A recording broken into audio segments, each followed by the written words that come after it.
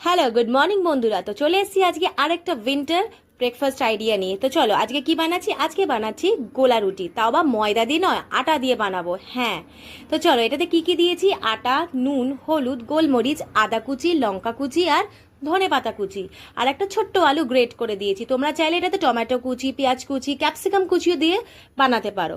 তারপরে কি করবে, এবার ভালো মতো জল দিয়ে এটাকে মিক্স করে নেবো। এটার যে কনসিস্টেন্সিটা হবে, ঠিক দেখো এখানে আমি দেখাবো, ওরকমই হওয়া উচিত। খুব গাঢ় নয়, আবার খুব পাতলাও নয়, তাই না?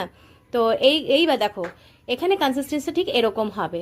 তো চলো আমি ফ্রাইং প্যানে তেল দিয়ে নিয়েছি আর গোলটাও ওখানে আমি দিয়ে দিয়েছি। দেওয়ার পরে দেখো আমার এক পিঠ ভাজা হয়ে গেছে বেশ সুন্দর করে, দেখো করকরে ভাবে বেশ ভাজা হয়ে গেছে। শীতকালে বেশ এই গোলা রুটিটা সস দিয়ে খেতে না দারুণ লাগে, একবার খেয়ে দেখো বা বানিয়েও দেখো অবশ্যই, তাই না? তো চলো এবার এটাকে আমি ঢেকে দেবো। ঢেকে ঢেকে আমাকে এটা ভাজতে হবে যাতে ভিতর পর্যন্ত ভালো মতো এটা যাতে রান্না হয়ে যাক।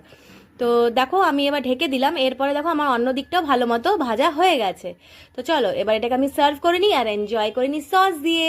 টাটা, বাই বাই, দেখা হচ্ছে একটা নেক্সট ভিডিওতে। সবাই ভালো থেকো, সুস্থ থেকো।